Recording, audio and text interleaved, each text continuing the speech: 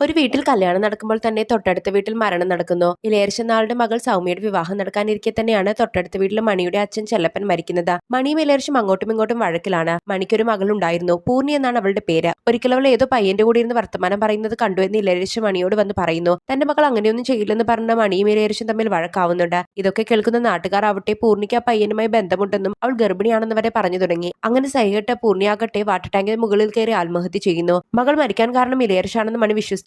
അതിൽ പിന്നെ മണിയും ഇളയർച്ചും തമ്മിൽ ശത്രുക്കളാവുന്നു. ആ നാട്ടിലെ പഞ്ചായത്ത് പ്രസിഡന്റ് ആണ് ജീവ. അവൻ ഈ പ്രശ്നം പറഞ്ഞ് അവിടേക്ക് എത്തുന്നുണ്ട്. തന്റെ അച്ഛനും അടുത്ത ദിവസം രാവിലെ 10:00 തന്നെ ആഘോഷമായി സംസ്കരിക്കണമെന്ന് മണി പറയുന്നു. എന്നാൽ അതേസമയം തന്നെയാണ് ഇളയർച്ചന്റെ മകൾ സൗമ്യയുടെ കല്യാണവും. രണ്ട് വീട്ടുകാരോടും ജീവ മാറി മാറി സംസാരിക്കുന്നുണ്ടെങ്കിലും ഒന്നും നടക്കുന്നില്ല. 10:00 തന്നെ ചടങ്ങുകൾ ചെയ്യുമെന്ന് മണിയും അതേസമയം തന്നെ ഈ വീട്ടിൽ കല്യാണം നടത്തുമെന്ന് ഇളയർച്ചും പറയുന്നു. ജീവയുടെ എതിർ പാർട്ടിക്കാരൊക്കെ ജീവ ഈ പ്രശ്നം എങ്ങനെയാണ് സോൾവ് ചെയ്യുന്നതെന്ന് നോക്കുന്നുണ്ട്. പോരാത്തതിന് അവരായി കുറച്ച് പ്രശ്നങ്ങൾ ഉണ്ടാക്കുകയും ചെയ്യുന്നു. അങ്ങനെ രാവിലെ ആകുന്നു. മണിയും ഇളയർച്ചും തമ്മിൽ ഏറ്റുമുട്ടുന്നുണ്ട്. അങ്ങനെ അവിടെ വലിയ പ്രശ്നമുണ്ടാകുന്നു. മരിച്ച ചെലപ്പന്റെ സഹോദരനും കൂട്ടുകാരും അവരുടെ കയ്യിൽ കരുതിയിരുന്ന ബോംബൊക്കെ എടുത്തെറിയുന്നുണ്ട്. അങ്ങനെ അവർ വാട്ടർ ടാങ്കിനടുത്തേക്ക് ഓടുന്നു. അവിടെ വെച്ച് ബോംബ് എറിയുന്നതോടെ ആ വാട്ടർ ടാങ്ക് പൊളിഞ്ഞ് അതിലെ വെള്ളമെല്ലാം രണ്ട് വീട്ടിലേക്ക് മടിച്ചു കയറുന്നു. ആഘോഷമായി കല്യാണം നടത്തണമെന്ന് പറഞ്ഞ വീടിപ്പോ മൊത്തം ചെളിയായിരിക്കുകയാണ്. 10:00 തന്നെ സംസ്കാരം നടത്തണമെന്ന് പറഞ്ഞിട്ട് ഇപ്പോൾ അച്ഛന്റെ ബോഡി വരെ ചെളിവെള്ളത്തിലാണ്. ജീവിയാകട്ടെ സൗമ്യയും അവളെ കെട്ടാൻ പോകുന്ന ചെക്കനെയും വിളിച്ച് അവളെ ഈ നശിച്ച നാട്ടിൽ നിന്ന് കൊണ്ടുപോകാൻ പറയുന്നു. അവളും അയാളുടെ കൂടെ പോകുന്നു. പ്രശ്നങ്ങളൊക്കെ അറിഞ്ഞ് അവിടെ പോലീസ് വന്നിരുന്നു. ഇളയർച്ചിനെയും മണിയെയും പോലീസ് അറസ്റ്റ് ചെയ്യുന്നു. ജീവ വീടെത്തുമ്പോൾ ആകട്ടെ അവരെ കല്യാണം ഉറപ്പിക്കൽ ചടങ്ങായിരുന്നു. അവൻ ആ പെൺകുട്ടിയുമായി സംസാരിക്കുന്നുണ്ട്.